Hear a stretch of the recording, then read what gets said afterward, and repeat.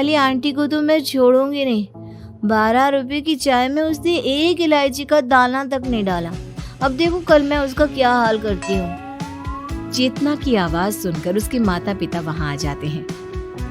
हे भगवान, शादी की उम्र हो चुकी है इस लड़की की, लेकिन अभी तक इसकी नींद में बोलने की आदत नहीं गई। अब इसमें इस बेचारे की क्या गलती? इसे तो सुबह तक कुछ याद भी नहीं रहता। यही तो दिक्कत है। कल को इसे पराए घर जाना है, वहाँ पर भी अगर इसने ऐसे ही नींद में अपनी सास की बुराई शुरू कर दी तब क्या होगा? खुद तो भूल जाएगी, लेकिन वो लोग तो नहीं भूलेंगे ना। तो इसमें गलत क्या है? वैसे भी हमारी बेटी नींद में सच ही तो बोलती है।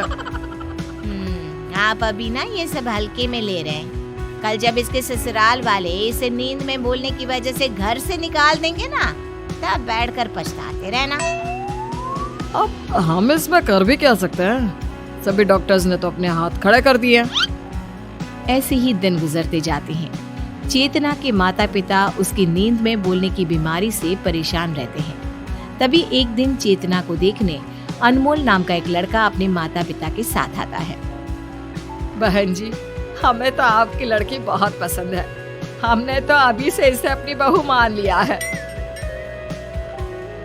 हाँ जी, अब बस आप ये बताइए कि शादी कब करनी है? हम तो इसे बहू बनाकर ले जाने के लिए बेचैन हुए जा रहे हैं। हमें भी आपका लड़का बहुत पसंद है। अब जब आप कहो हम इनकी शादी करवा देंगे।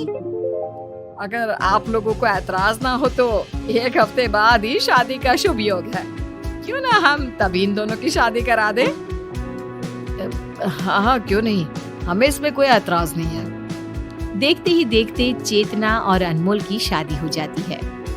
अपनी नींद में बोलने वाली बीमारी से अनजान चेतना शादी से बेहद खुश होती है। ससुराल में पहले दिन ही वो अपने व्यवहार से सबका दिल जीत लेती है।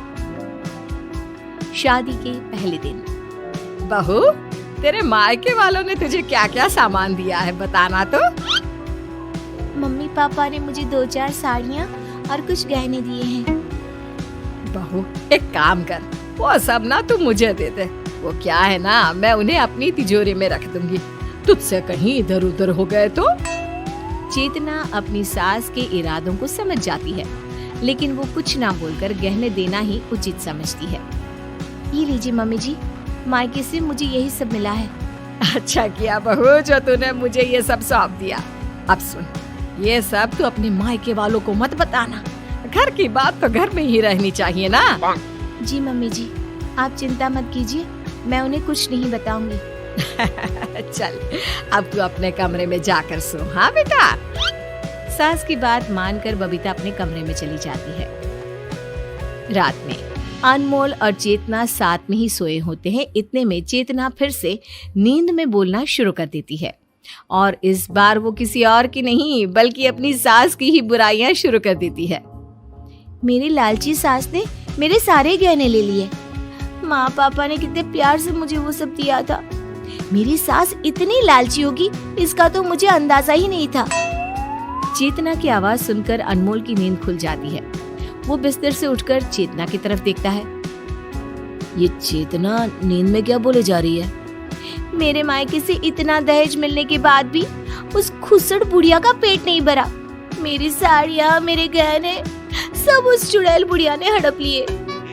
अनमोल ये सब सुनकर हक्का बक्का रह जाता है। वो चेतना को जोर जोर से आवाज देकर हिलाने लगता है। चेतना उठो, क्या बड़बड़ाई जा रही हो? उठो चेतना। अनमोल चेतना को उठाने की भरपूर कोशिश करता है, लेकिन उठना तो दूर, चेतना टस से मस्त तक नहीं होती। अंत में थक हार कर वो अपने दोनों कानों में रुई डालकर सो जाता है, और अपनी नींद में बोलने की आदत से अनजान चेतना बेफिक्र होकर पूरी रात भर बोलती रहती है। अगले दिन सुबह। मम्मी जी, आज मेरी पहली रसोई है, खाने में क्या बनाऊं? अरे जो तेरा मन हो कुछ भी बना दे अच्छा सा। वैसे अनमोल कहाँ है? उठा नहीं अभी तक? नहीं मम्मी जी, वो तो ऐसे घोड़े बेचकर सो रहे हैं जिसे रात भर सोए ही ना हो। इतना कहकर चेतना रसोई में खाना बनाने के लिए चली जाती है। थोड़ी देर में अनमोल भी उठकर बाहर आ जाता है। अरे क्या हुआ अनमोल, इतनी देर तक तो तू कभी सोया नहीं, फिर आज कैसे इतनी देर तक सोता रह गया? अब क्या बताऊं माँ, पूरी रात चेतना ने सोने ही नहीं दिया। वो रात भर। इससे आगे कि अनमोल कुछ कहता उससे पहले ही दुष्यंत बोल उठता है। ये सब बातें कौन बताता है नालायक? अरे पापा, पहले मेरी पूरी बात तो सुन लो। आप जिसे अपनी बहू बनाकर घर लाए हो ना, वो कल पूरी रात नींद में आप लोगों को गालियां दे रही थी। गालियां? लेकिन क्यों? अरे वो सब तो आप माँ से ही पूछो। इन्होंने बेचारी के सारे गहने जो ले लिए थे, तो नींद में वो गाली ही देगी ना इन्हें। अब काम भी तो ऐसा ही किया है इन्होंने। हाँ? अरे तो मैंने कौन सा बहू से जबरदस्ती गहने मांगे थे? अरे वो तो मैंने सोचा कि जब मैं अपने गहने तिजोरी में संभाल रही हूँ तो बहू से भी पूछ लेती हूँ। बबीता की बात अभी पूरी ही हुई थी कि तभी वहाँ चेतना सभी के लिए खीर लेकर आ जाती है। ये लीजिए मम्मी जी, मैंने आप सबके लिए खीर बनाई है। वाह चेतना, ये सही है। कभी शोला तो कभी शबनम। क्या मतलब? मतलब ये कि कल रात भर तो तुम मम्मी को गालियां दे रही थी, कोस रही थी, और अब ऐसे खीर खिला रही हो जैसा तुम इनसे कितना प्यार करती होगी। ये आप क्या कह रहे हैं? मुझे कुछ समझ में नहीं आ रहा। मेरा बेटा बोल रहा है कि कल पूरी रात तुम मुझे गालियां दे रही थी। क्या ये सच है बहू? मम्मी जी, भला मैं आपको गालियां क्यों दूंगी? ऐसा तो मैं सपने में भी नहीं सोच सकती। सपने में ही कल तुम पूरी रात माँ को गालियां दिए जा रही थी। कभी खुसट तो कभी चुड़ैल बुढ़िया बोल रही थी मेरी माँ को। क्या बहू, तुझे मैं चुड़ैल दिखाई देती हूँ? और किस एंगल से मैं तुझे बुढ़िया दिखाई दे रही हूँ, जरा बताना तो। मम्मी जी, मेरा यकीन कीजिए, मुझे कुछ याद नहीं है। इतने में चेतना रोने लग जाती है। चेतना को रोता देख सभी उसे माफ कर देते हैं और हंसी खुशी बैठकर उसके हाथ की खीर खाने लगते हैं। रात में सबके पति देवता होते हैं, लेकिन मेरा पति देवता नहीं, राक्षस है, राक्षस। मन तो करता है उन्हें कच्चा चबा जाऊं। चेतना की खुसुर पुसुर की आवाज सुनकर अनमोल फिर से उठ जाता है और उसकी बातें सुनकर डर से कांपने लगता है। ये चेतना क्या बोल रही है? अभी मुझे एक दिन नहीं हुआ यहाँ आए और उस चिरकुट ने मम्मी जी से मेरी चुगली कर दी। ऐसे पति तो भगवान दुश्मन को भी ना दे जैसा मुझे दिया है। मन तो कर रहा था उनकी खीर में चीनी की जगह जहर मिला दूं। चेतना की बातों से अनमोल के पसीने छूटने लगते हैं। उसे कुछ समझ में नहीं आता कि अब वो क्या करे। वो चुपचाप बिस्तर की दूसरी साइड चादर से मुंह ढककर सो जाता है।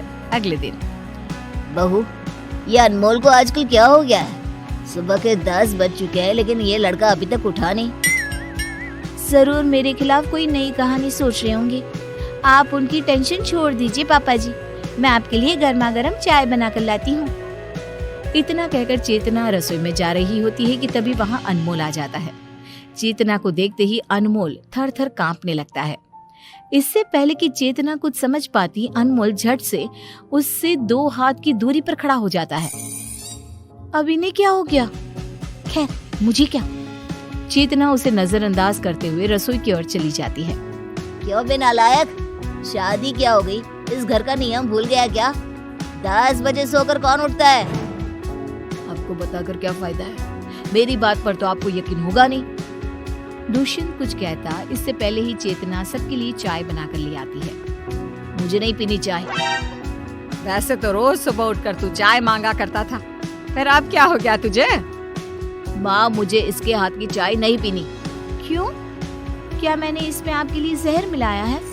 तुम्हारा भरोसा नहीं है? क्या पता जहर ही मिलाया हो मेरी चाय में। अनमोल की बातों से चेतना को फिर बुरा लग जाता है। वो रोते हुए वहाँ से चली जाती है। ये क्या है अनमोल? चेतना बीवी है तुम्हारी, वो तुम्हें जहर क्यों देगी भला? अरे पापा, कल वो नींद में यही सब बोल रही थी, उसका क्या भरोसा? कल बोल रही थी, आज सच में जहर दे देती तो। अनमोल की बातें सुनकर बबीता आग बबूला हो जाती है और तुरंत चेतना के मायके वालों को फोन लगा देती है। नमस्कार बहन जी। नमस्कार बबीता जी, सब ठीक है ना? अब हम आपको क्या बताएं, जब से आपकी बेटी इस घर में आई है तब से कभी नींद में मुझे चुड़ैल बोलती है तो कभी बुढ़िया, और हद तो तब हो गई जब आज उसने मेरे बेटे को भला बुरा बोला। आपने अपनी बेटी की नींद में बोलने की बीमारी के बारे में हमें पहले क्यों नहीं बताया? देखिए बहन जी, आप उसकी बातों का प्लीज बुरा मत मानिए। वो नादान है और फिर उसे ना अपनी इस आदत के बारे में पता तक नहीं है। दरअसल दिन भर में उसे जिन बातों का बुरा लगता है ना, वो सिर्फ उन्हीं बातों को सपनों में दोहराती है और फिर सुबह तक तो सब भूल भी जाती है। तो आप ये कहना चाहती हैं कि हम उसे खुश नहीं रखते? नहीं नहीं, मेरे कहने का वो मतलब नहीं था। आप बस उसे एक बार समझने की कोशिश कीजिए। वो कभी किसी को पलटकर जवाब नहीं देती ना, इसलिए जब कोई बात उसके दिल में चुभ जाती है तो वो उसे नींद में बड़बड़ाती रहती है। मीनाक्षी की बातें सुनकर बबीता सोच में पड़ जाती है और फोन रख देती है। कुछ समय बाद घर की नई बहू को देखने पास ही रहने वाले पड़ोस के कुछ लोग आते हैं। बबीता, तेरी बहू तो बहुत सुंदर है। कहाँ से मिली तुझे इतनी सुंदर बहू? अभी से तो तुम लोग मेरी फूटी किस्मत ही समझ लो कि भगवान ने इसे मेरे पल्ले बांध दिया। क्यों बबीता, तू खुश नहीं है क्या अपनी बहू से? अब खुश रहने के अलावा कोई और ऑप्शन भी है क्या? ये तेरे गले में हार तो बड़ा सुंदर लग रहा है। बहू के मायके वालों ने दिया है क्या? अरे नहीं, ये तो मेरा है। बहू अपने मायके से तो बहुत सस्ती चीजें लाई है। मुझे तो उन्हें पहनने में भी शर्म आ रही है और इसके मायके वालों को देने में भी शर्म नहीं आई। बबीता की ये बातें सुनकर चेतना की आंखें भर आती है। होठों को दबाते हुए वो अपने आंसू रोकने की कोशिश करती है और जब उसमें कामयाब नहीं होती तो भागते हुए अपने रूम में चली जाती है और फूट फूट कर रोने लगती है। माँ, आपको इतना कुछ नहीं बोलना चाहिए था। बेटा, मैं चाहती थी कि वो खड़े होकर बोले, जिससे उसे फिर कभी नींद में बोलने की जरूरत ही ना पड़े, लेकिन सब उल्टा हो गया। रात में दुष्यंत और बबीता भी चेतना और अनमोल के रूम में आ जाते हैं, जहां वो चेतना को नींद में बड़बड़ाते हुए देखते हैं। मम्मी जी, आज आपने बिल्कुल अच्छा नहीं किया। सबके सामने मेरे परिवार वालों का मजाक उड़ाया। मुझे उनकी बातें सुनकर आज बहुत चोट लगी है। देखा माँ, चेतना को कितना बुरा लगा है। मीनाक्षी जी सही बोल रही थी। चेतना कभी बड़ों का अनादर नहीं करती, उन्हें पलटकर जवाब नहीं देती, लेकिन जिन चीजों से उसे ठेस पहुंचती है वो उसे नींद में बोलती है। गलती हमारी है, हम बहू को समझ ना सके। जिसे हम लोग बीमारी का नाम दे रहे थे वो बीमारी नहीं, इसके दिल के आंसू थे। सच में पापा, हमने इसे समझने में बहुत बड़ी गलती कर दी। यहाँ कोई भी अच्छा नहीं है, कोई भी मुझसे प्यार नहीं करता, सब मुझे टोकते हैं। अनमोल जी भी मुझसे दूर भागते हैं। आप कहाँ हो मॉम डैड? मुझे यहाँ से ले जाइए, मुझे नहीं रहना यहाँ। चेतना के दर्द भरी बातें सुनकर सभी की आंखों में आंसू आ जाते हैं। मेरी बहू जैसी भी है, मुझे स्वीकार है। मुझे भी मम्मी। इसने सारा दर्द अपने सीने में छुपा कर रखा, लेकिन किसी से एक शब्द नहीं कहा। इससे अच्छी पत्नी मुझे कोई और मिल ही नहीं सकती। चलो, बहुत रात हो गई है, अब तुम लोग भी सो जाओ और बहू को भी सोने दो। अगले दिन सुबह जब चेतना उठती है तो सब लोग उससे बेहद प्यार से बात करते हैं, उसे अपनापन महसूस कराते हैं और अब तो उसका पति भी उससे दूर नहीं भागता।